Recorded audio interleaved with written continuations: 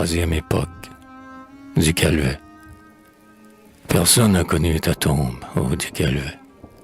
Quand la mort te frappa, personne à ton chevet, ni sur ton front penché, ni sur ta lèvre blême, n'a recueilli le mot du terrible problème qui planera toujours sur tes derniers instants. C'est à ton héroïsme, à tes efforts constants, c'est à ton dévouement le plus pur, le plus ample, dont ces temps malheureux nous éléguaient l'exemple, que tu dois cette fin mystérieuse. Et nous, le devoir filial de bénir à genoux, le premier champion de nos luttes civiques. L'histoire avait fermé ses registres épiques. Le soleil de la France à nos yeux s'éclipsait. Des guerres, la rougeur sanglante s'effaçait. L'orage dans la nuit enrayait son tonnerre. Mais après les grands coups d'estoc, c'était une ère de combats plus obscurs qui, pour les oublier, dans l'ombre préparait ses traits multipliés. Un petit peuple encore à sa première enfance. Quelques déshérités, désarmés, sans défense. Nul danger du dehors, rien à craindre au-dedans. La persécution pouvait montrer les dents. Elle montra ses crocs et toutes ses molaires. Héritière en sous-main des anciennes colères, elle voulut, habile aux ruses de Satan, donner une revanche aux défaites d'antan. Et, justice empruntée au code des vipères, se venger sur les fils du courage des pères. Alors on vit, devant le spectre au front hideux, un homme se lever et crier « À nous deux !» C'était toi, du Calvet, qui, méprisant la rage du despote, osait seul tenir tête à l'orage et brandir, au-dessus de tous ces fronts étroits, ton bras indigné la charte de nos droits. Ta sentence de mort ce jour-là fut écrite, un but désormais à la haine hypocrite, que tous nos aliments, fort bas grands ou petits, dont son honnêteté gênait les appétits, l'homme dut, poursuivi par leur froide malice, de toutes les douleurs épuiser le calice. Un tyran que l'histoire a marqué au fer chaud, lui confisque ses biens, le met au cachot. Et, pendant qu'il languit sous les verrous du sbire, troupeau fanatisé que la vengeance inspire, autour de sa maison, à coups de pistolet, les doux représentants du doux régime anglais, trouvant que leur victime était trop peu punie, d'une épouse mourante ont hâté l'agonie. Libre enfin, le héros qu'aucun malheur n'abat ne songe qu'à s'armer pour un nouveau combat. Vaincu dans une lutte, il en provoque une autre et porte auprès du roi sa cause et la nôtre.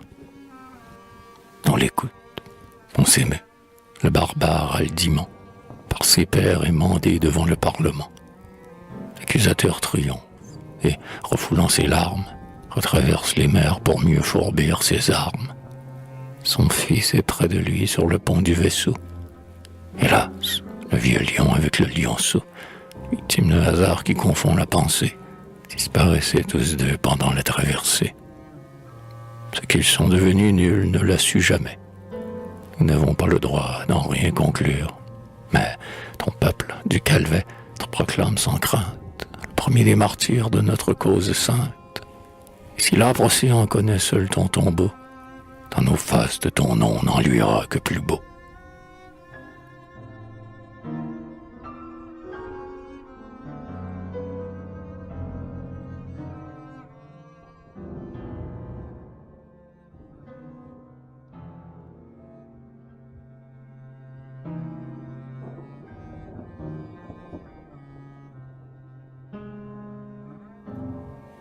Châteauguay, boucher glorieux, jour de 1812, quand nos pères, grand cœur qui battait sous la blouse, oubliant d'immortels affronts, sous les drapeaux anglais, en phalange altière, le carabine au poing se ruait aux frontières, en chantant avec les clairons. Gale joue imberbe, homme aux mains robustes, toujours prêt à venger toutes les causes justes, comme à braver tous les pouvoirs.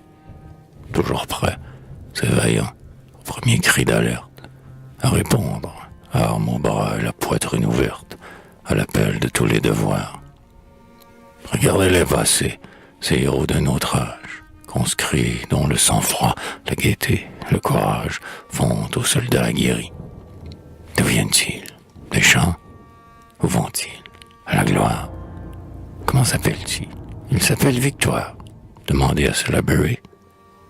Les reconnais-tu, France? Angleterre? Salut. Ce sont nos voltigeurs. Leur bande résolue n'attend ni grade ni faveur. Ils vont mourir sans crainte ou vaincre sans jactance. Ce sont toujours tes fils. Souris d'orgueil. Ô France, Albion, compte tes sauveurs. Canon étranger mugissait à nos portes. Un ennemi jaloux les nombreuses cohortes menaçait nos murs délabrés. En face du péril prêt à perdre la tête, nos conquérants d'hier, pâles dans la tempête, se regardaient tout effarés. On voulait, il est vrai, se défendre quand même, mais en voyant l'orage et le danger suprême naître et grandir de toutes parts, on sentait que, devant la force numérique, la puissante Angleterre allait, dans l'Amérique, voir crôler son dernier rempart. Soudain, un cri partit. « Français, à la rescousse !» Alors, n'écoutant plus que l'instinct qui les pousse vers les généreux compromis, nos jeunes gens, les fils des vaincus de naguère, accoururent joyeux et partirent en guerre sous les vieux drapeaux ennemis. Mais ces drapeaux sont teints du pur sang de vos veines, leur disait-on, trempés dans ces discordes vaines. C'est pour jamais plier vos fronts. Cet ennemi qui vient va venger vos défaites.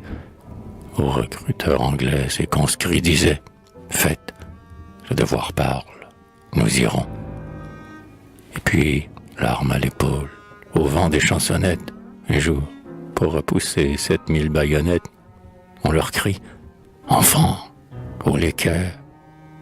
Ils ne sont que 300, serrés comme des pics. Mais nos 300, à nous, mieux que tes Grecs épiques. Oh, Léonidas, son vainqueur. Ouais, France, ces 300 soldats d'une semaine, le soleil, tout un jour de lutte surhumaine, les vies de leur sang prodigué. Sous le fer et le feu, oriant des projectiles, 1 contre 20, inscrire auprès des Thermopyles le nom rival de Châteauguay. Victoire inespérée, elle fut décisive.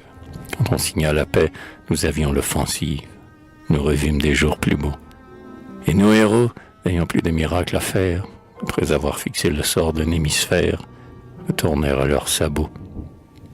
Maintenant, sur nos murs, quand un geste ironique nous montre, à nous Français, l'étendard britannique que le sang de Wolfe hissait là, nous pouvons, et cela suffit pour vous confondre, indiquer cette date aux railleurs et répondre « Sans nous, il ne serait plus là ». Bonheur à vous, conscrits, qui dans ce fier poème, vous luttez de nouveau sous la bannière même de nos orgueilleux conquérants, rajeunir sur nos bords la légende de gloire qui dit que, lorsque Dieu frappe fort dans l'histoire, c'est toujours par la main des Francs.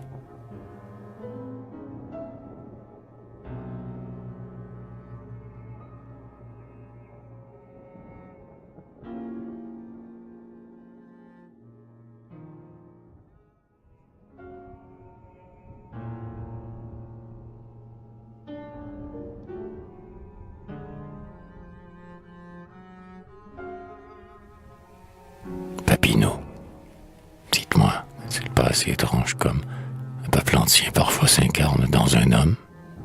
Cet homme porte-voix, cet homme boulevard, là-bas, c'est Canary, ailleurs, c'est Bolivar.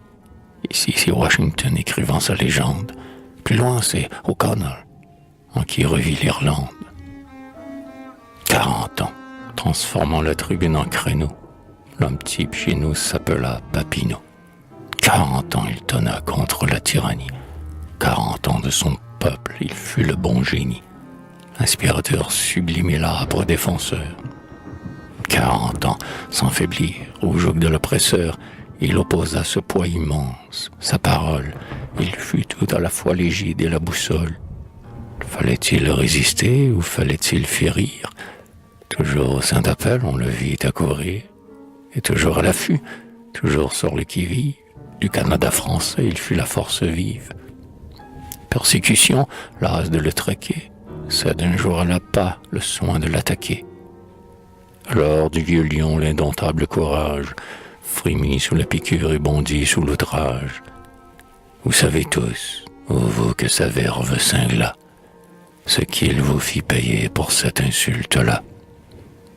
Oh, les persécuteurs arrogants ou serviles, fauteurs intéressés de discorde civile, comme il vous foudroyait de son verbe éclatant. Il savait être doux et pardonner pourtant. Plus tard, après l'orage, les luttes brûlantes, ni les longs jours d'exil, ni les haines sanglantes, ni les lazis moqueurs, ni l'oubli des ingrats, quand l'athlète vaincu sentit vieillir son bras, n'a pu ébranler cette âme fière et haute, sans fiel devant le crime, indulgent pour la faute, tout entier au pays, son cœur n'a pu haïr, même les renégats payés pour le trahir. Oh, Papineau, bientôt disparaîtra la trace des luttes qu'autrefois dut subir notre race. Déjà, sur un monceau de préjugés détruits, des combats d'antan, nous recueillons les fruits. Mais, quel que soit le sort que l'avenir nous garde, ainsi qu'au temps passé, debout à l'avant-garde, à notre tête encore, aux soldats des grands jours. Demain, comme aujourd'hui, nos yeux verront toujours, que l'horizon soit clair ou que le ciel soit sombre, se dresser ton génie et planer ta grande ombre.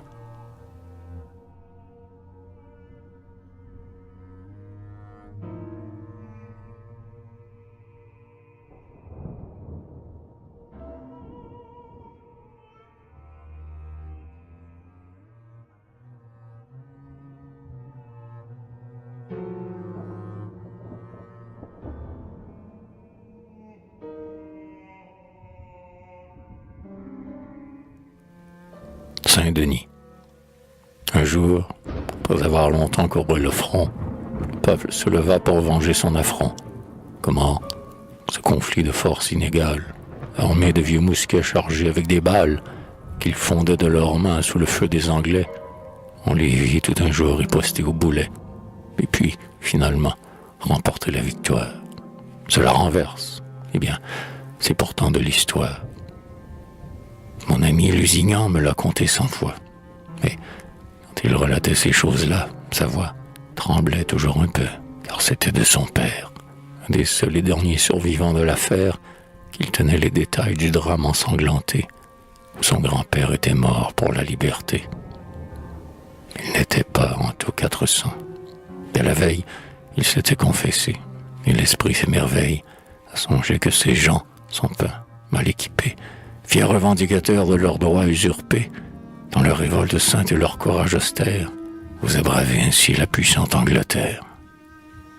Nelson les commandait, un homme de combat. Oh, les sombres retours des choses d'ici-bas. Cet homme eût fini là, dans toute sa gloire, pour l'avenir, quel poids de moins sur sa mémoire. Quand on tombe de haut, la chute fait frémir. Mais du passé, laissons les tristesses dormir. Il vaut mieux ne songer qu'aux choses consolantes. Sous le feu du canon, sous les balles sifflantes, dans les folles clameurs et les trombes de fer, les villages assiégés grondaient comme un enfer. Par moments, on pouvait, à travers la fumée, voir tout un régiment et presque un corps d'armée, dans un cercle de feu, s'avancer pas à pas, cherchant des ennemis qu'on n'apercevait pas. Les lourds affûts, traînés à grand bruit de ferraille, disloquaient, çà et là, charpentes et murailles, aux vitres, sur les toits, partout le plomb strident crépitait, ricochait, grêlait. Et cependant, c'étaient les soldats, chose incompréhensible, qui pour un tir fatal semblaient servir de cible, et criblés, ne sachant à quel sein se vouer, voyaient leur masse fondre et leurs rangs se trouer. Ils avaient cru n'avoir qu'à cerner un village, avant d'y promener la torche et le pillage. Et voilà que battus, décimés, écharpés, ce sont eux qui se voient partout enveloppés. Et comment repousser ces attaques étranges? Au coin des murs, au seuil des maisons et des granges, derrière une clôture, aux pentes d'un guéret, Son costume gris s'efface et disparaît. Partout, la croix s'en joue. Un insurgé se dresse et les fusille avec une incroyable adresse. Où pointer les canons? Où fondre? Où se porter? Dans ce dédale affreux, comment s'orienter? Là, qui s'arrête tombe. Ici, feu sur qui bouge. Mort à tous ceux qui portent un uniforme rouge. Cela faisait un sombre et farouche tableau. Le commandant, un vieux soldat de Waterloo, pâle, et voyant déjà, sans être un grand prophète, venir l'humiliante et fatale défaite devant cet ennemi qui glisse dans ses mains, au premier rang s'épuise en efforts surhumains. Il comprend que pour lui l'échec serait la honte, et courant devant de la mort qu'il affronte, il cherche en vain, par des appels exaspérés, à rallier un peu ses soldats effarés. Impossible. Et bientôt, tout le long de la route, on vit s'enfuir au loin les Anglais en déroute.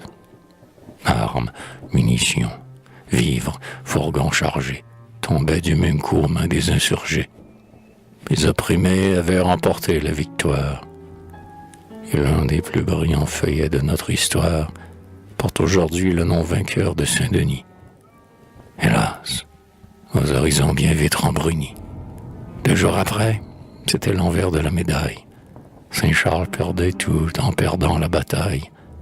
Tout, non pas, car déjà le coup avait porté. Saint-Denis nous avait conquis la liberté.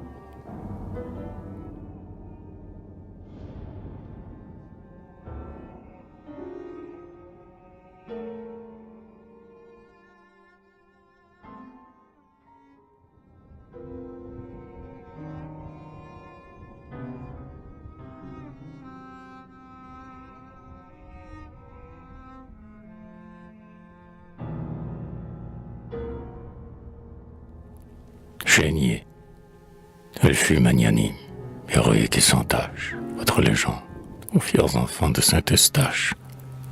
Quand le reste pliait, quand Saint-Charles en feu, sacrifiant leur vie en un suprême enjeu, les hardis défenseurs de notre sainte cause, martyrs du grand devoir que la patrie impose, étaient morts aux lueurs de leur foyer détruit. Les plus dévoués au loin s'étaient enfuis, traqués en malfaiteurs jusqu'à la frontière, et que les conquérants, avec leurs morts galtières, de leurs cris de triomphe insultaient les vaincus. Vous, au sublime appel d'un nouveau Spartacus, vous luttez, réunis en phalange sacrée, défiant jusqu'au bout la puissance exécrée, des tyrans désormais transformés en bourreaux, vaincre en désespérés ou mourir en héros.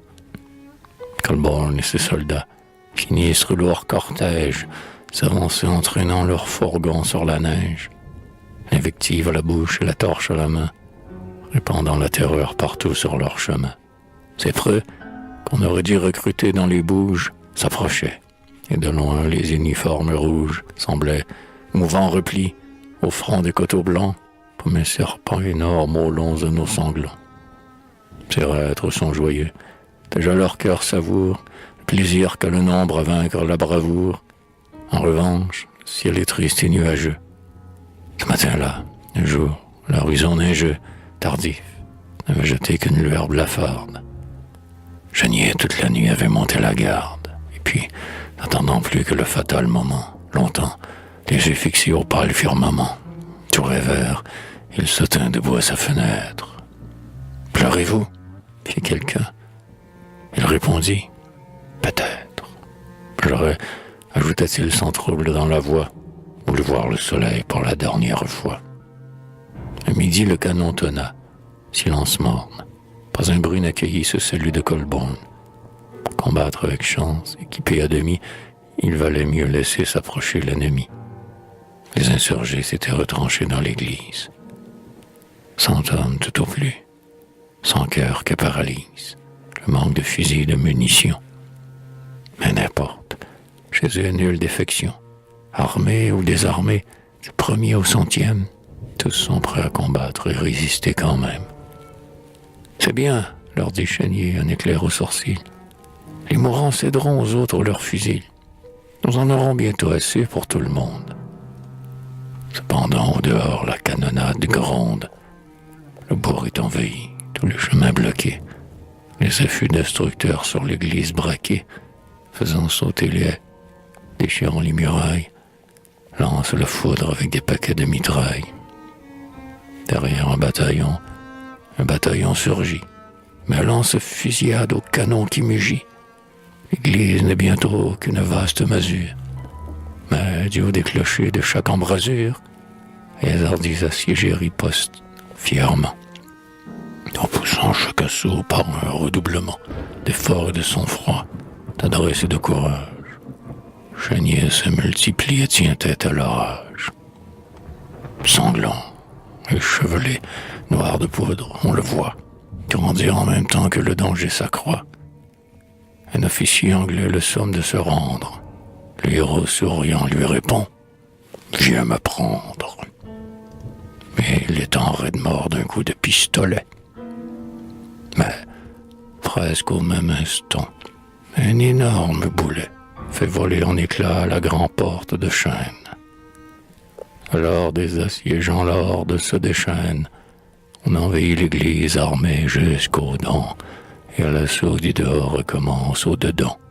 « Hurrah !» cria Chenier. « Hardi, suceau despote, montrons-leur ce que c'est que des francs patriotes. » Et des jubés crôlants, du haut des escaliers, à l'abri de l'autel, derrière les piliers, de partout corps à corps s'engagea la mêlée.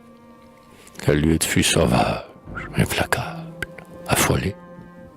Nul temps de recharger les armes, à ce point qu'on se prend aux cheveux, qu'on se frappe du poing. Ils sont 2000 au moins contre 100, mais n'importe. On se tue au balustre, on s'écrase à la porte. La masse ondule, on va poussant et repoussant. Fou de rage, assoiffé de carnage et de sang.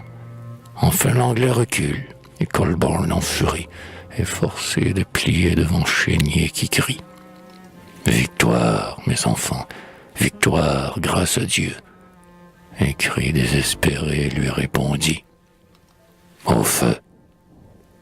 Ces forts, voyant contre eux tourner la tragédie, avaient à leur secours appelé l'incendie. Ils avaient fait leur œuvre, et l'église brûlait. L'espoir dernier des héros s'envolait. Il ne leur restait plus qu'à succomber en braves. Du portail à l'abside et des clochers aux caves, la flamme faisait rage. Alors l'œil ébloui, il vit là se dérouler un spectacle inouï. Pendant que du brasier les spirales rampantes sapaient les murs noircis, rongeaient les charpentes, et que, dans les horreurs d'un vaste embrasement, l'édifice flambait, de moment en moment, du haut de la bâtisse à demi consumée, aux lueurs des éclairs, au sein de la fumée, dans les crépitements et les coups de fusil, aux clameurs des Anglais d'épouvante saisie, ensanglantés, farouches, au bord d'une fenêtre, on voyait tout à coup comme un spectre apparaître et lancer au vainqueur, dont sa haine fait fi, un dernier coup de feu dans un dernier défi. Il en périt beaucoup dans les flammes. Le reste, des vaincus dut subir un sort non moins funeste. Sitôt que, poursuivi par le feu qui le mord, quelque insurgé tentait de s'échapper. À mort, il tombait fusillé par une balle anglaise. Chenier, dernier de tous, sortit de la fournaise. La scène ne dura que 2 minutes, mais ceux qui purent la voir ne l'oublieront jamais. Le héros, en sautant du haut d'une croisée, s'affaissa sur le sol, une jambe brisée. Ce n'est rien. Sous le plomb qui grêle à bout portant, Chenier sur un genou se relève un instant. Il s'adresse, aveuglé de sang, l'habit sordide, défiguré, hagard, effroyable, splendide. Et, pour suprême insulte à la fatalité, le fier mourant cria « Vive la liberté !» Puis dans le tourbillon, la poudre, le vacarme, par un dernier effort, il déchargea son arme. Un nouvel ennemi tomba, mais ce fut tout. Colborne et ses soudards étaient vainqueurs partout. Ce qui suivit eût fait rougir des cannibales. contraigna de chénir le corps criblé de balles. Un hideux charcutier l'ouvrit tout palpitant, et par les carrefours ivres, repus, chantant, ces fiers triomphateurs, guerriers des temps épiques, promenèrent sanglant son cœur au bout des pics. Puis la torche partout, les braves en avant, on brûla les maisons, on brûla le couvent. Si quelque humble demeure échappait mi-détruite, c'est que l'on pourchassait quelques femmes en fuite. Des quartiers nulle part, nulle compassion, partout pillage, vol et dévastation. Les vieux c'est encore des traits épouvantables. On sabrait dans les lits, on sabrait sous les tables. Tuer des prisonniers, éventrer des mourants, c'était noble exploit. Un enfant de 4 ans, est là tout étonné qui regarde et qui flâne. Des braves l'ajustent, ils lui brisent le crâne. Ce brave eut un procès, mais il fut acquitté, n'ayant au fond puni qu'un petit révolté. Enfin, le lendemain, ces nobles Alexandres laissaient par derrière eux 3 villages en cendres. C'est à ces durs prix-là, sombre nécessité, que tout peuple naissant t'achète. Ô liberté!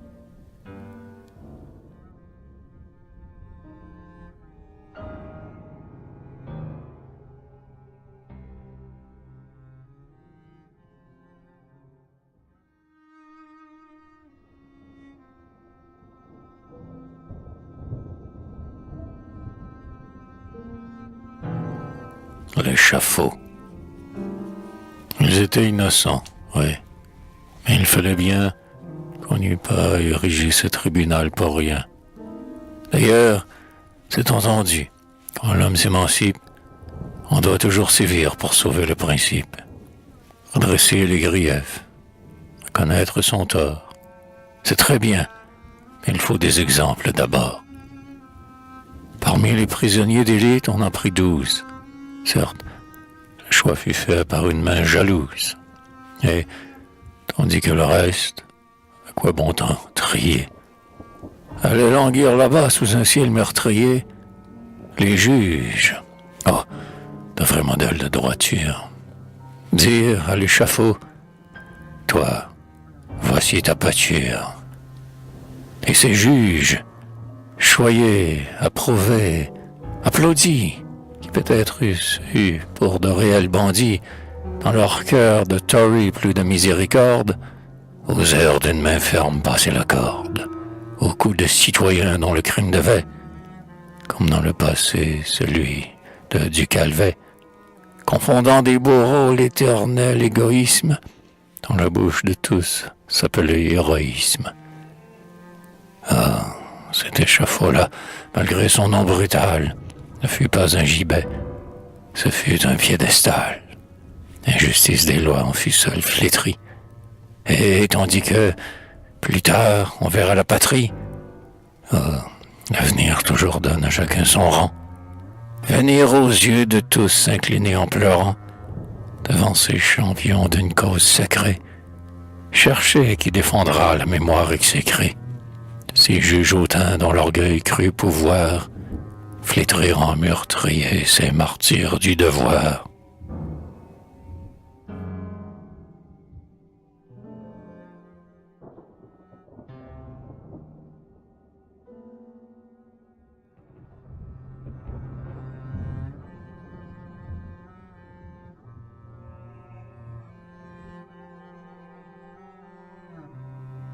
Indolent.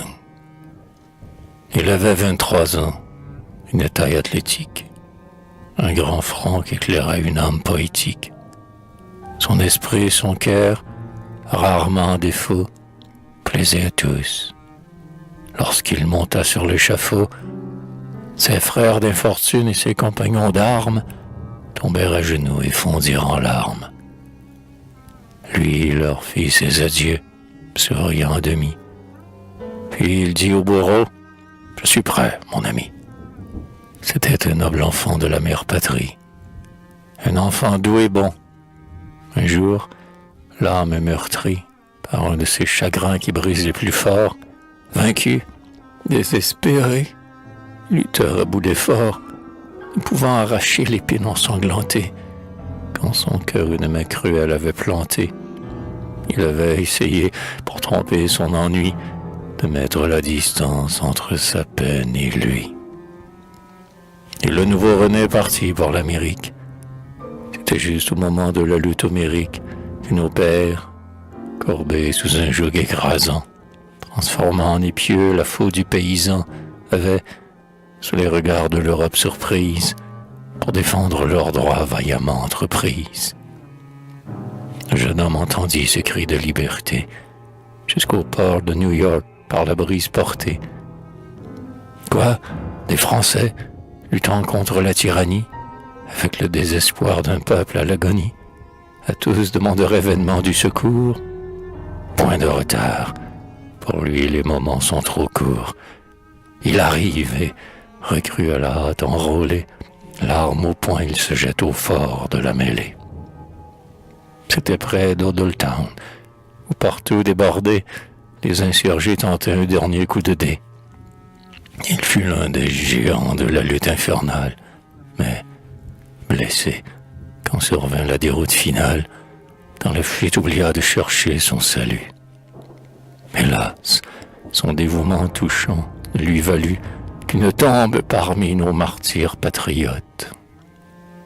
Victime des sabreurs ou des iscariotes, les armes à la main et de sang encore chaud, les vaincus furent pris et jetés au cachot. Et bientôt, sur son front livré sans résistance, l'enfant sentit peser la suprême sentence. Quand on le vit paraître et gravir, calme et beau, sans un frémissement, le fatal escabeau, grâce, fit une voix qui partit de la foule. Grâce, non pas, dit-il, il faut que mon sang coule. Frère, dans l'avenir ce jour sera compté, c'est dans le sang toujours que naît la liberté. Et puis, pour défier la populace anglaise, le martyr entonna gaiement la Marseillaise. Un chant au mot patrie, à sa lèvre expira. Tu mourus, Ingelang, mais l'histoire dira que l'avenir n'a pas trompé ton espérance. Et s'il fallait du sang le plus noble de France pour arroser le sol où nos droits ont grandi, lorsque ton fier cadavre à peine refroidi fut étendu devant la foule agenouillée, dors en paix, Ingelang, la dette était payée.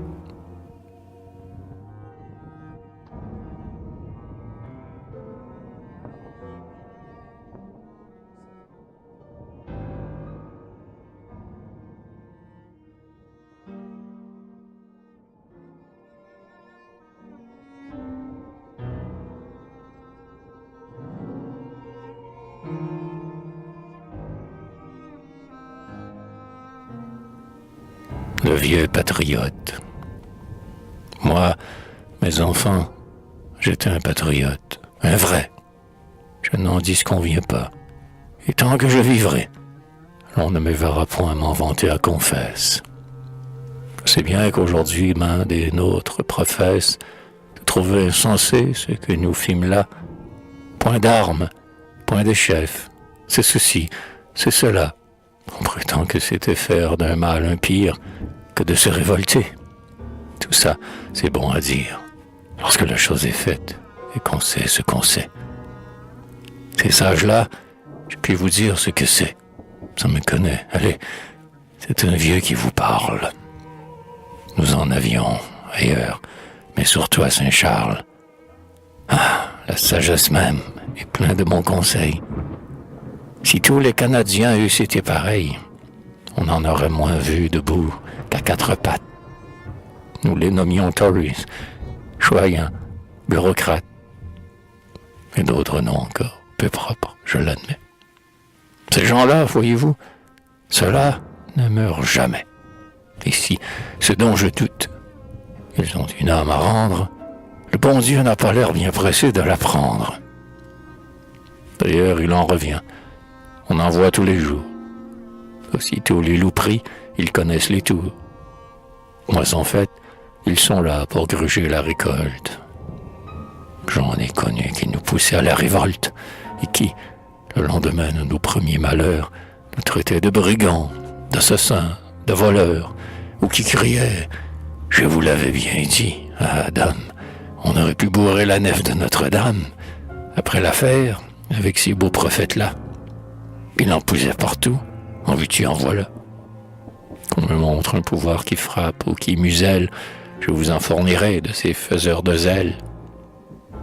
Puis n'avions-nous pas les souples, les rampants, les délateurs payés, les gâteurs, les serpents? Ces Judas d'autrefois, je les retrouve encore. Tout ce qui les anime et ce qui les dévore, c'est le bas intérêt, l'instinct matériel. Ils étaient tous autour du gibet d'Ariel. Les noms seuls ont changé. Quand le sanglant Colborne incendiait nos bourgs, leur joie était sans borne. Ils disaient, en voyant se dresser l'échafaud, alors comme aujourd'hui, « C'est très bien, il le faut. On doit défendre l'ordre et venger la morale. » Et puis, dame, il faut voir la mine doctorale qu'ils prennent pour vous dire un tas d'absurdités de cette force-là. Pour eux, les lâchetés ne comptent pas. Allez, je les ai vus à l'œuvre. Il en est qui rendraient des poings à la couleuvre pour faire en serpentant leur tortueux chemin. Et puis, messieurs vous font passer à l'examen. Quand on ne peut comme eux se faire à tous les rôles, on n'est que des cerveaux brûlés ou bien des drôles. Charmant d'avoir affaire à de pareils grands cœurs, mais laissons de côté rancune et rancœur. Je voulais, mes enfants, tout bonnement vous dire que j'étais patriote alors, et pas pour rire. J'en ai vu la Bermude, un pays en passant, sans pareil pour qui veut faire du mauvais sang. Un pays bien choisi pour abrutir un homme. Eh bien, mes compagnons pourront vous dire comme j'ai toujours été fier, en mes meilleurs instants, d'avoir été, comme eux, l'un des fous de mon temps. Je me moque du reste. Et puis voyons, que diantre.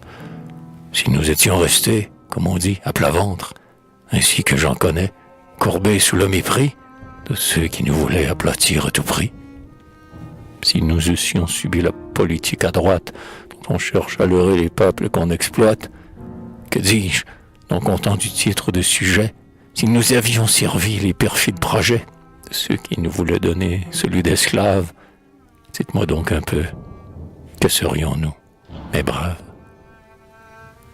Quand furent épuisés tous les autres moyens, nous avons dit un jour, aux armes, citoyens. Nous n'avions pas, c'est vrai, de très grandes ressources.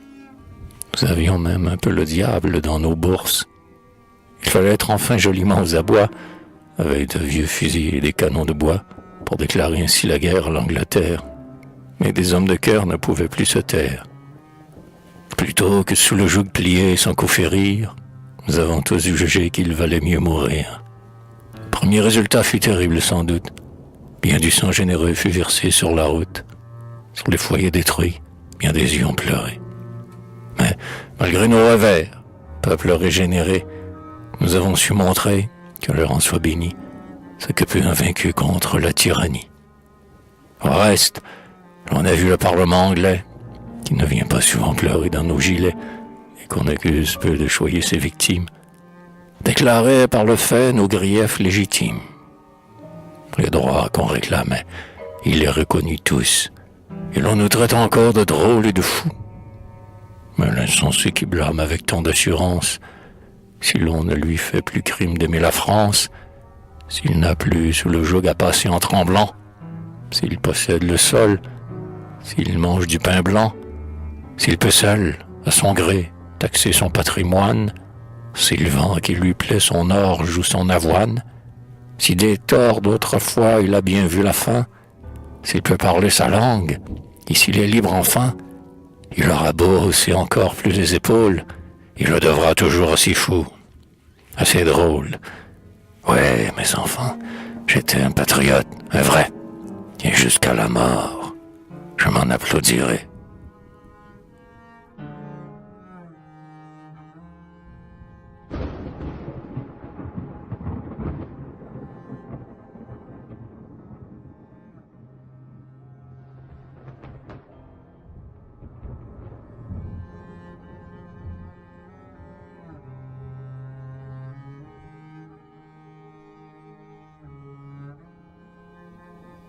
place, elle tuma.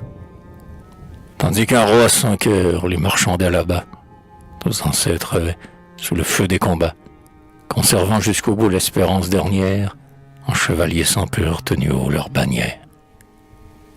Peuple 20 fois trahi, vendu, sacrifié, pour défendre le sol qui leur fut confié.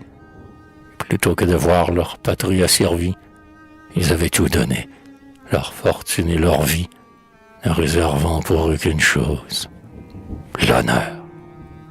Pendant qu'au Trianon un prince ricaneur accueillait, contenteur d'une épopée antique, le récit de leurs mots d'un sarcasme sceptique.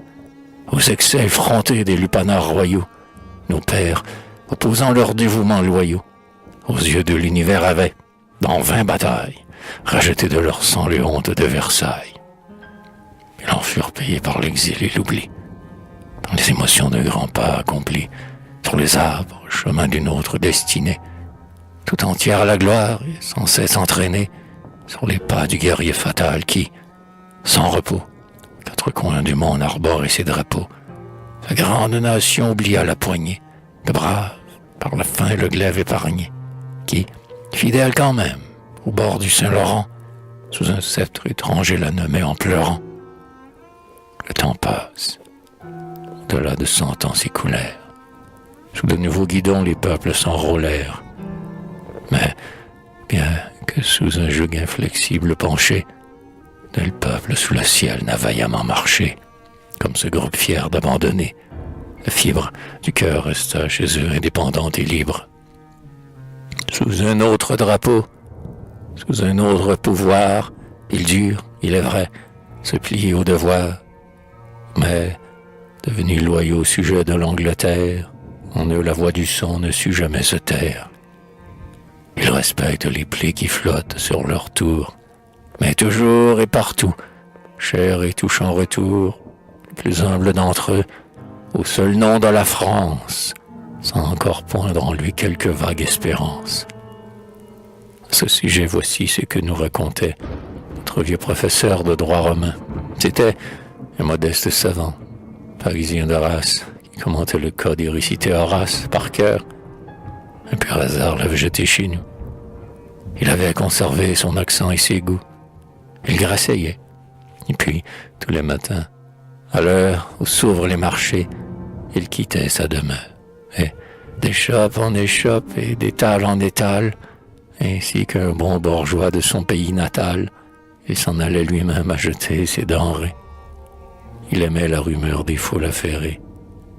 Bonhomme s'il en fut, marchandant et causant, il s'arrêtait parfois auprès du paysan et s'informait du prix des blés, de son ménage. Il lui parlait moisson, bestiaux, jardinage. Chacun le connaissait, chacun écoutait. Ce parleur dont l'accent surtout les déroutait. Un jour, une vendeuse, accorte et bonne vieille, laquelle à ses discours prêtait souvent l'oreille, interpella disant « Monsieur, vous jasez bien, sans doute, et cependant pas en vrai Canadien, pas en anglais non plus. Faut pas dire ça, dame. Moi, fait le père Aubry, je suis français, madame. » Français? Eh bien, pardi, c'est dans nos environs. Pour être Canadien, on n'est pas des Hurons. On est tous des Français, nous aussi, que je pense. C'est vrai, mais moi je suis un Français de la France. De la France? Eh ben, nous, de quel pays est-on? Sommes-nous par hasard des Français de Boston? Il n'est pas de Français sans France, que je sache. Le bon vieux professeur riait dans sa moustache. Pardonnez-moi, dit-il, vous ne comprenez pas. Vous êtes né ici. Moi, je suis né là-bas. Né là-bas. C'était là presque du fantastique. La marchande de ces mots laisse là sa boutique. Et tandis que son œil commence à se troubler, s'avance, et d'une voix que l'émoi fait trembler. Vous êtes né là-bas, vous? Dit la femme en transe. Vous êtes né là-bas, dans notre vieille France. Vous en venez? Mais oui, dit notre humble savant, pour vous servir. Bonjour, madame. Mais avant qu'il lui tourne le dos pour reprendre sa route, la vieille, qui craint fort que quelqu'un ne l'écoute, le saisit par la main et, furtive, guettant si quelque Anglais surtout n'est pas là qui l'entend, tandis que son regard aux alentours surveille, s'approche du bonhomme et lui glisse à l'oreille ces mots dits d'un accent qu'on ne peut définir. Dites-moi donc, à moi, là, vont-ils revenir? Et, comme il achevait de conter cette histoire, dans son émotion brusquant son auditoire, le bon vieux professeur, faisant un demi-tour, s'en allait grommelant. Gueuse de Pompadour.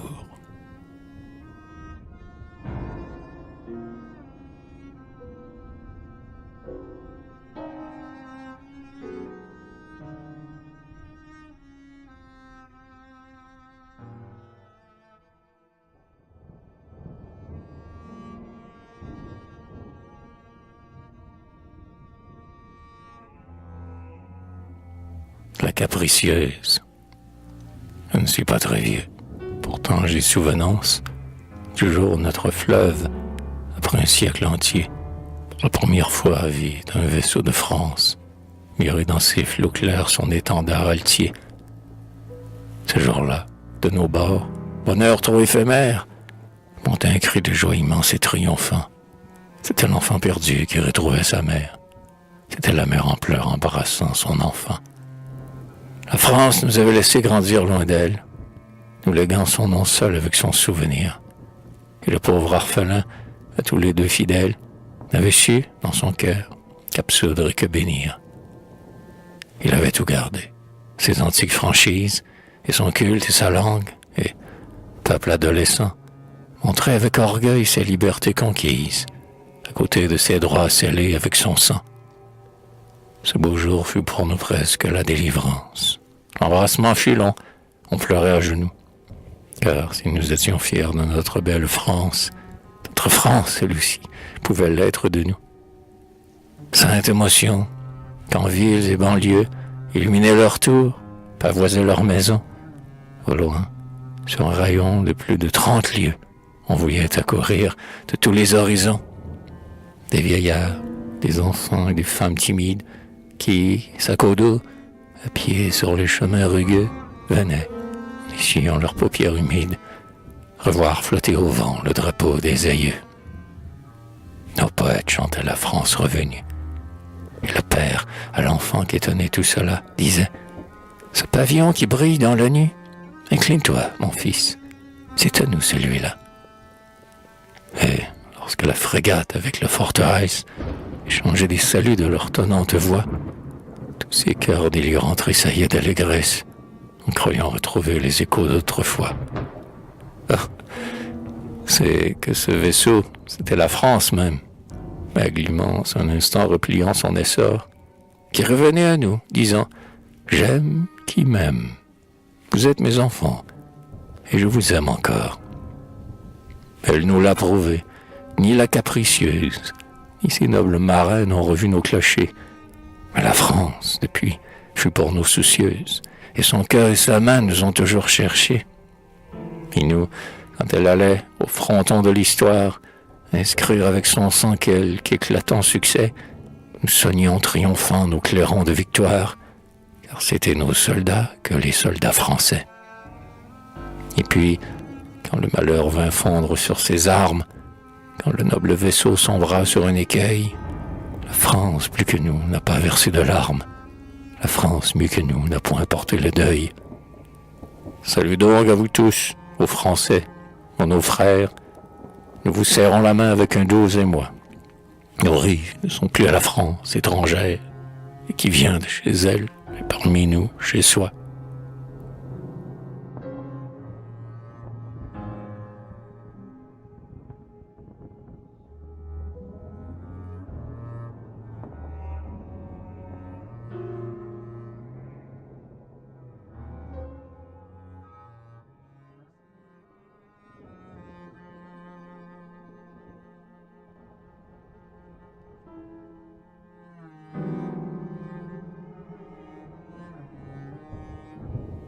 Vive la France! C'était après les jours sombres de Gravelotte. La France agonisait. Bazaine, Iscariote, foulant pied, honneur et patrie et serment, venait de livrer maître au être allemand. Un troupeau de loups sorti des steppes russes, une armée, ou plutôt des hordes de Boris, féroces, l'œil en feu, sabre aux dents, 20 contre 1, après une razzia de Strasbourg à Verdun, incendiant les bourgs, détruisant les villages, ivres de vin, de sang, de haine et de pillage, et ne laissant partout que carnage et débris, nouveau fléau de Dieu s'avançait sur Paris. Vol, attentat sans nom, horrible hécatombe, rien ne rassasiait ces noirs semeurs de tombes. La province, à demi morte et saignée à blanc, se tordait et râlait sous leurs talons sanglants. Seul, et voulant donner un exemple à l'histoire, Paris, ce boulevard de 10 siècles de gloire, orgueil et désespoir des rois et des Césars, foyer de la science et temple des beaux-arts, folle comme Babel, sainte comme Solim, en un jour transformée en guerrière sublime, le front haut, l'arme au bras, narguant la trahison, par-dessus ses vieux forts regardait l'horizon. Au loin, le monde ému frissonnait dans l'attente. Qu'allait-il arriver? L'Europe haletante jetait, soir et matin, sur nos bords atterrés, ses bulletins de plus en plus désespérés. On bombardait Paris. Or, tandis que la France, jouant sur un seul dé sa dernière espérance, se roidissait ainsi contre le sort méchant, un poème naïf, douloureux et touchant, s'écrivait en son nom sur un autre hémisphère. Tandis que d'un œil sec d'autres regardaient faire, d'autres pour qui la France, ange compatissant, avait donné 100 fois le meilleur de son sang.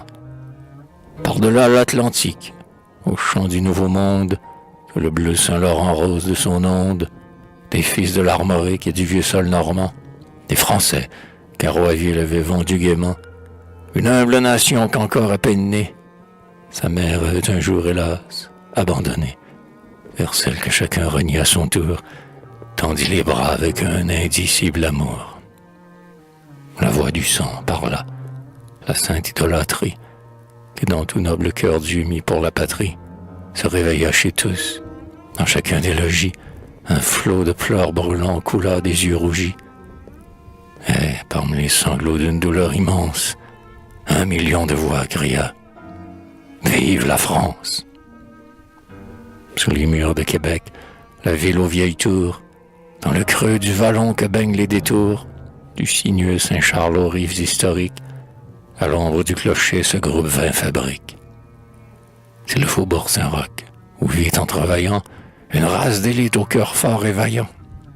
Là surtout, ébranlant ses poitrines robustes, où trouvent en écho toutes les causes justes, retentit douloureux ce cri de désespoir.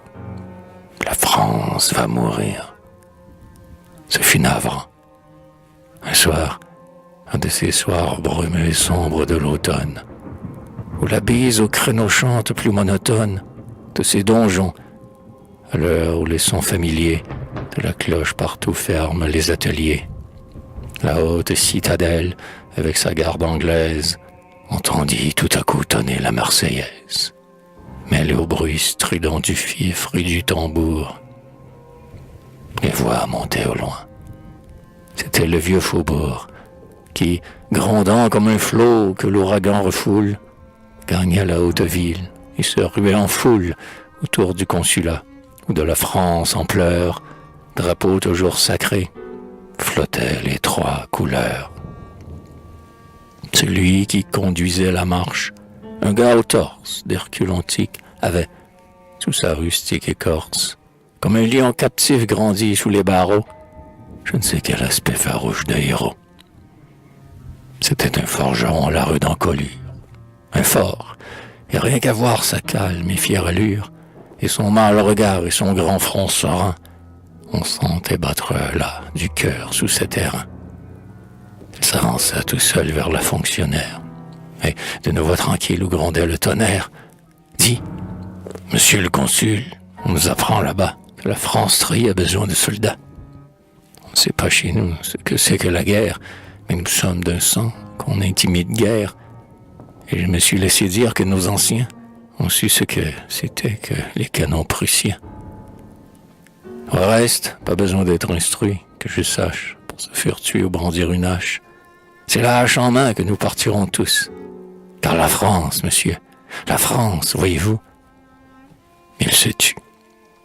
Un sanglot l'étreignait à la gorge. Puis, de son poing bruni par le feu de la forge, se frappant la poitrine où son col entr'ouvert, un scapulaire neuf montrait le cordon vert. « Oui, monsieur le consul, reprit-il, nous ne sommes que 500 aujourd'hui, mais tonnerre, des hommes, nous en aurons allé. Prenez toujours 500, et 10 000 demain vous répondront, présent. France, nous voulons épouser sa querelle, et, fiers d'aller combattre et de mourir pour elle, j'en jure par le Dieu que j'adore à genoux, on ne trouvera pas de traître parmi nous. » Le reste se perdit, car la foule en démence, 3 fois aux 4 vents cria « Vive la France !» Hélas, pauvre grand cœur, leurs instincts filiales ignoraient que le code international, qui pour l'art renégoce a prévu tant de choses, pour les saints un dévouement ne contient pas de clause. Mais le consul, qui m'a conté cela souvent, en leur disant merci, pleurait comme un enfant.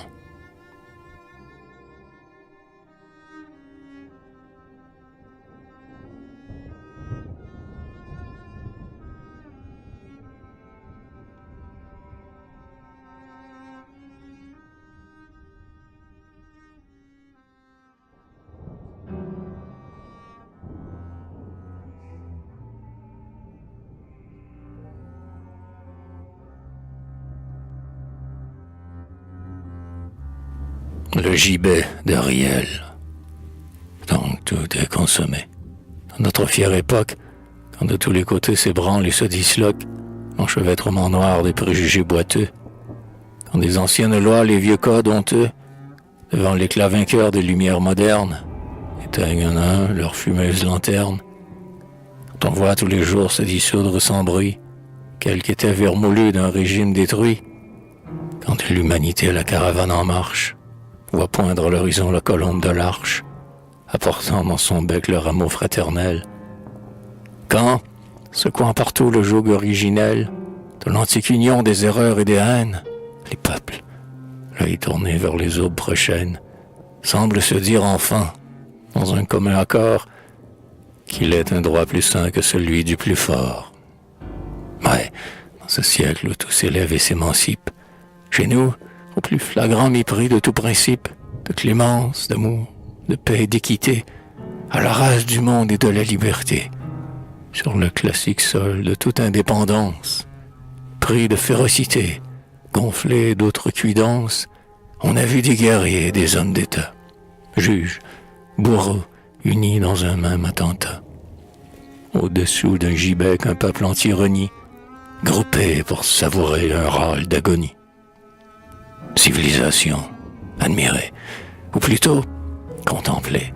Patagon, Maurice, Otanto, Manxar, qui tatouait de sang votre visage, Cafre, qui dévorait vos enfants en bas âge.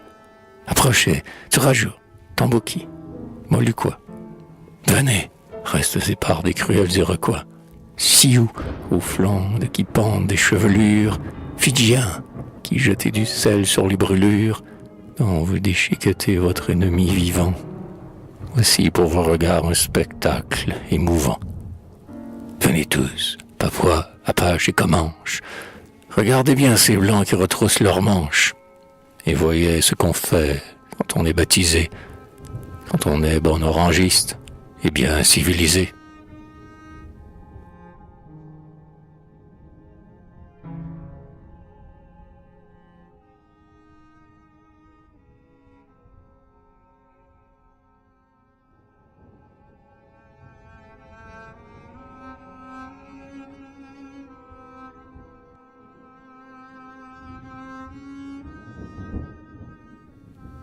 Le dernier martyr, loin de tout ce qui brille, de tout ce qui tente, un brave petit peuple avait planté sa tente au désert, sur les bords de grands prés giboyeux, pour labourer le sol où chassaient leurs aïeux.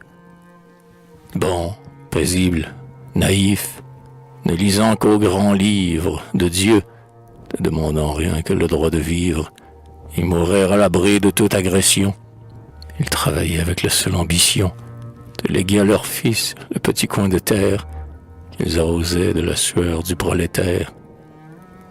La persécution les attaqua chez eux, et, sans même invoquer de prétexte oiseux, sur leurs biens, au soleil qui, lui, pour tout le monde, s'en vint effrontément poser sa patte immonde. Alors ces paysans, sans fusil, sans canon, retranchés sous les bois et dans leurs cabanons, défendant corps à corps leur franchise usurpée, furent tout simplement des héros d'épopée. Ils vainquirent d'abord, et on les écrasa. Contre ces 80 rebelles, on osa. De grands cœurs ont depuis, sans morgue et sans faiblesse, reçu pour cet exploit des lettres de noblesse. Risqué, durant 3 jours de combat imprudent, 5000 hommes de troupes armées jusqu'aux dents. Mais l'on avait la ruse et des parlementaires, confiant dans l'honneur et la foi militaire. Le chef, pour protéger les femmes, les enfants, se livra de lui-même aux vainqueurs triomphants. Les fatigues, à la fin, les anxiétés sombres, avaient sur sa pensée, hélas, jeté leurs ombres. Les épreuves l'avaient vaincu. Trahison, en son âme acheva de tuer la raison. Sa vue attendrit des loups, mais l'orangisme ne fut jamais suspect de sentimentalisme. On fut clément pourtant. Riel, à son pied nu, ne dut traîner qu'un seul boulet. Du reste, on eut la générosité d'épargner la torture.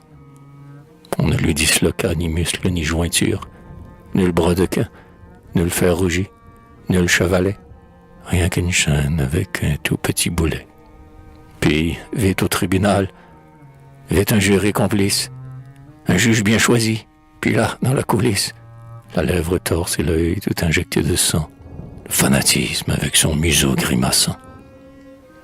Mais cet homme n'a fait que défendre ses frères et leur foyer. À mort! Mais l'acte arbitraire ont fait un drapeau saint de son drapeau battu. À mort! Mais songez-y, cet homme est revêtu du respect que l'on doit aux prisonniers de guerre. Vous avez avec lui parlementé naguère. À mort! Mais Tourillon, lui, s'est éclipsé. Allez-vous de sang-froid tuer un insensé? C'est impossible. À mort! Mais c'est de la démence. Pour lui, le jury même implore la clémence. À mort! Le peuple entier réclame son pardon. Son supplice peut être un terrible brandon de discorde sans fin, d'hostilité vaine. À mort! À mort! Il a du sang français aux veines. Ah, voilà son vrai crime. Eh bien, vous avez tort.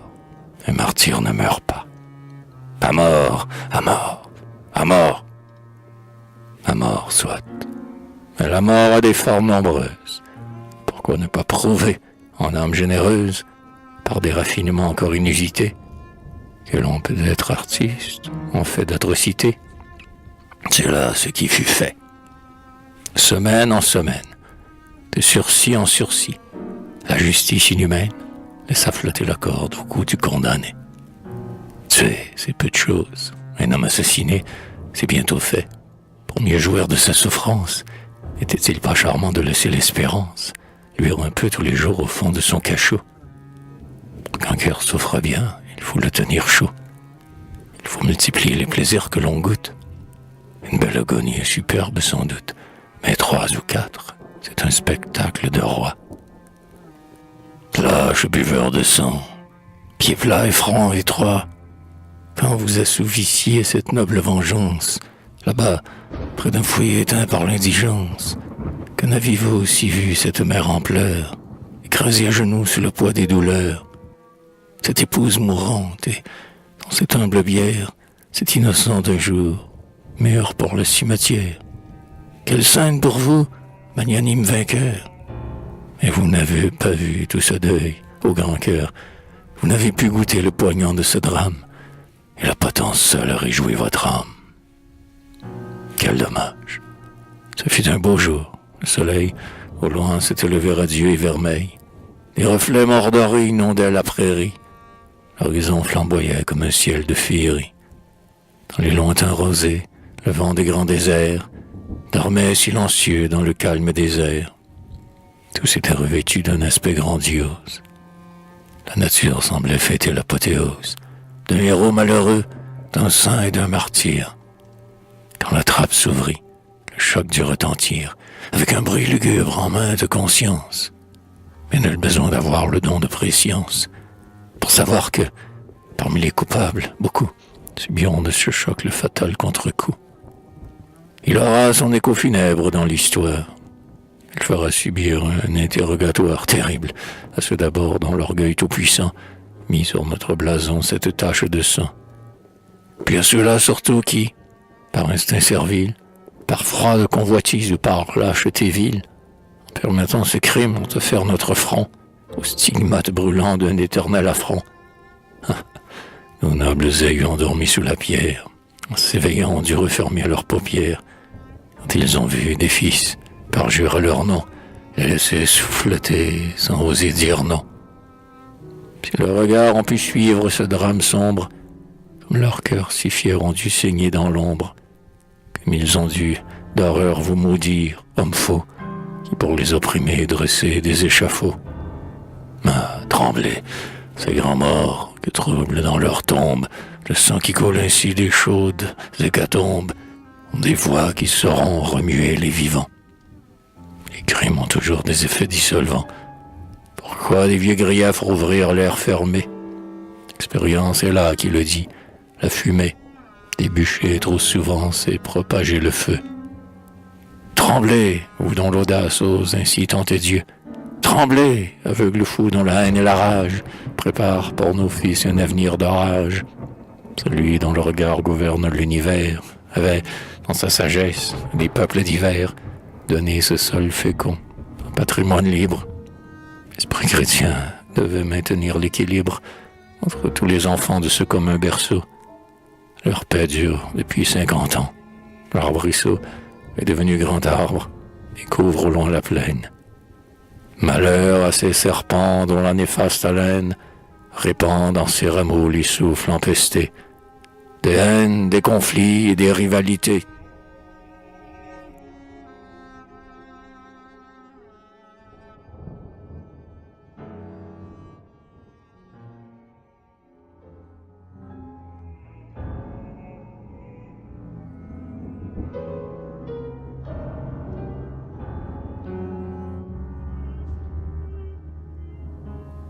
L'orangisme, le dernier des martyrs, non pas le plus récent. Les oppresseurs se sont toujours trompés. Le sang des héros en produit infailliblement d'autres. Le bon droit n'en est pas à ses premiers apôtres. Il n'en est pas non plus à ses derniers martyrs. Avant qu'il luise enfin le jour des repentirs, avant que le soleil de justice se lève, avant que la rancune ait émoussé son glaive, le sang, bien sûr, encore rougira notre sol. Le bourreau n'a pas dit son dernier mot. Un vol, sinistre de corbeaux sur les têtes tournoie. Un cadavre, c'est peu pour leur faim. Et la proie, qu'on vient de leur livrer, les met en appétit. Écoutez la clameur qui là-bas retentit, ou plutôt cette voix bestiale qui beugle. C'est le rugissement du fanatisme aveugle, le hurlement du monstre encore inassouvi. Tant que, sous son pied beau, notre peuple a servi, n'aura pas mis son front et plié son échine, tant que nous n'aurons pas, insensible machine, sans lutte, pour pâture à ses instincts étroits, abandonné, joyeux, le dernier de nos droits, tant que nous n'aurons pas, à son intolérance, sacrifié jusqu'au souvenir de la France, tant que notre foi sainte, à l'abri des lacets, gardera nos enfants, fiers, libres et français, tant que par droit d'aînesse et par droit de conquête, notre race, chez soi, marchera haut la tête, on entendra rugir le despote. Il lui faut notre asservissement, ou sinon, l'échafaud.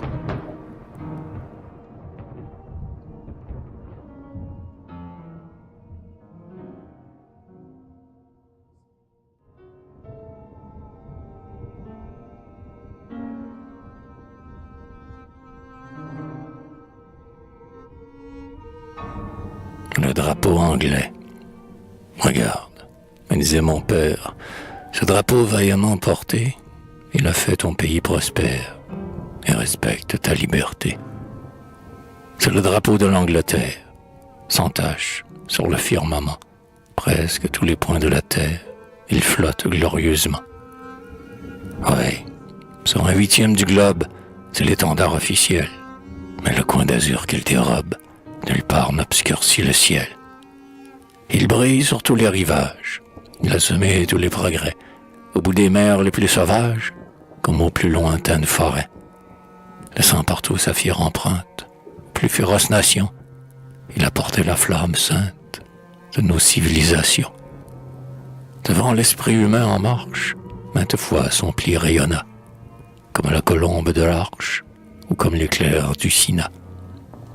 Longtemps ce glorieux insigne, dans notre gloire fut jaloux, comme s'il se fût cru seul digne de marcher de pair avec nous. Avec lui, dans bien des batailles, sur tous les points de l'univers, nous avons mesuré nos tailles, avec des résultats divers. Un jour, notre bannière auguste, devant lui dut se replier. Mais alors, s'il nous fut injuste, il a su le faire oublier. Et si maintenant son pli vibre, à nos remparts jadis gaulois, c'est au moins sur un peuple libre, qui n'a rien perdu de ses droits.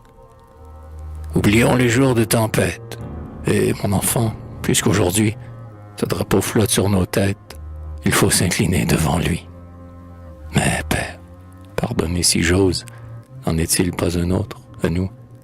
Ah, celui-là, c'est autre chose. Il faut le baiser à genoux.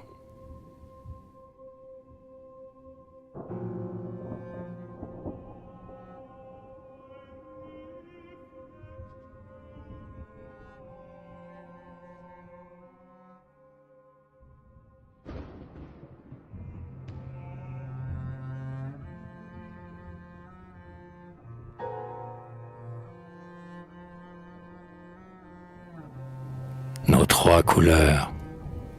À mon fils, regarde mon enfant, ce chiffon souverain qui mêle, avec l'azur du firmament serein, dans l'éclat radieux de son pli tricolore, aux rougeurs du couchant les blancheurs de l'aurore.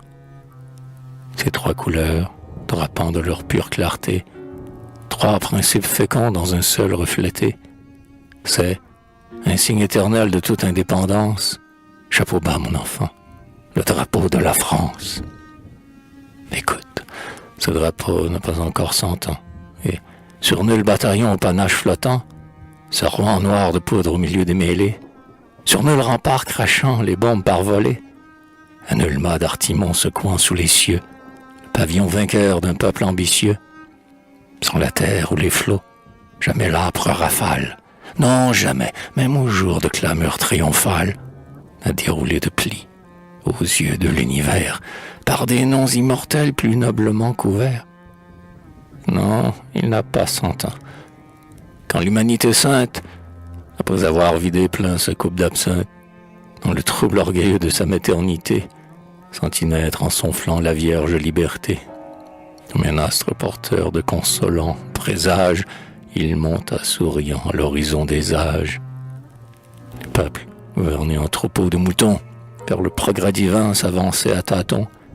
La France monarchique, un soufflet sur la joue, ayant vu sa grandeur s'écrouler dans la boue, les bras levés au ciel, attendait en chemin le solennel moment du grand réveil humain. Le labarum nouveau dissipa les ténèbres.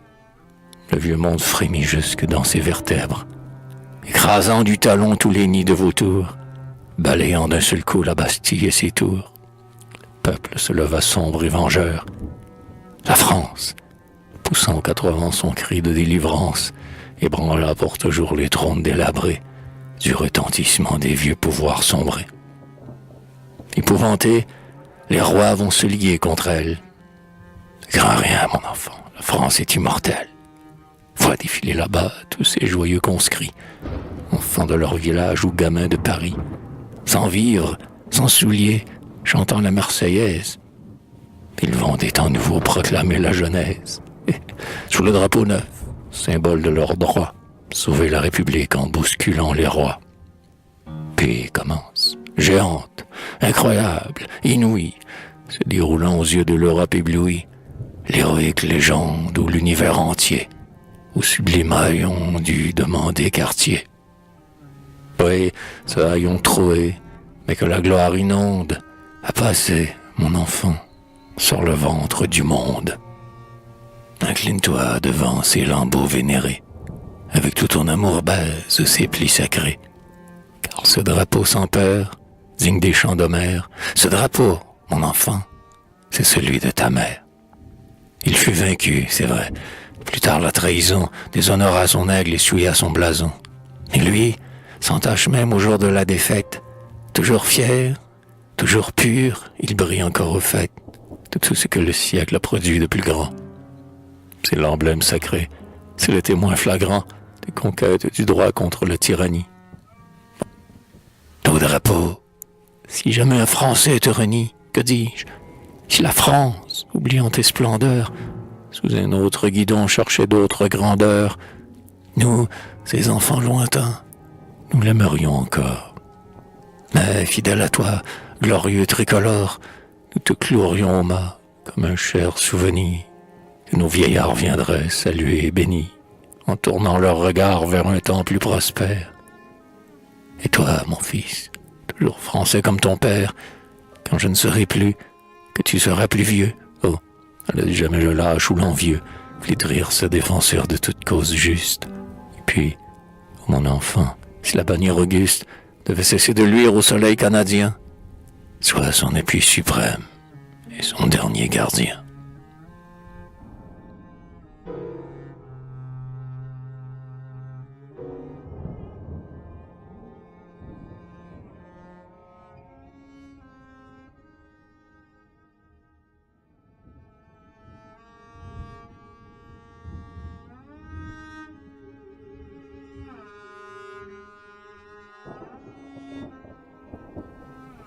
Sous la statue de Voltaire.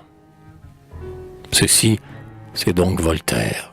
Oui, je reconnais là ce sourire hideux que Musset flagella. Le bronze grandit l'homme, il lui donne du torse.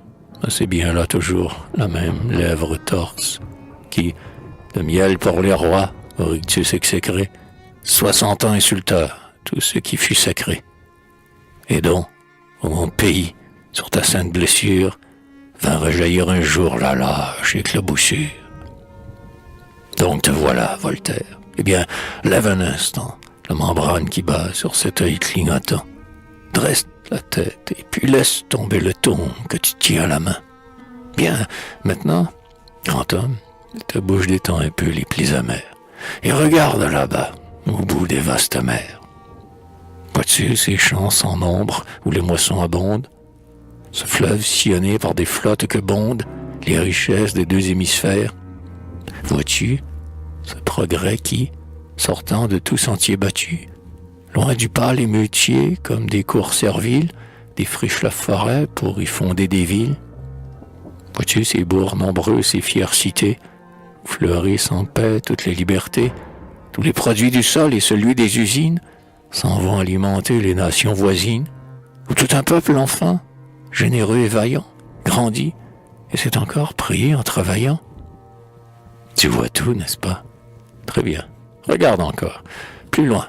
Vois ce pays immense que décore. Un ciel fait pour nourrir des poitrines d'airain, seul auquel il ne faut que des bras et des reins, pour que ces prés sans bornes et ces plaines fécondes deviennent à jamais le grenier des deux mondes. Enfin, vois tous ces grands territoires ouverts, aux avatars futurs de nouvel univers, où serpente déjà la route colossale qu'avait rêvé un jour Cavelier de La Salle. Empire qui, baigné par ces trois océans, peut embrasser l'Europe entre ses bras géants. Et dis-moi maintenant, de ta voix satanique, qui crut pouvoir flétrir par sa verve cynique, dans un libelle atroce, ignoble, révoltant, l'héroïne que tout bon français aime tant. Ta voix qui, mêlant l'ironie à l'astuce, raillant la France afin de mieux flatter la Prusse, et qui savait si bien, au galant troubadour, en huant Jeanne d'Arc chanter la Pompadour. Dis-moi, cette voix tant de fois sacrilège, ce que valaient pourtant quelques arpents de neige.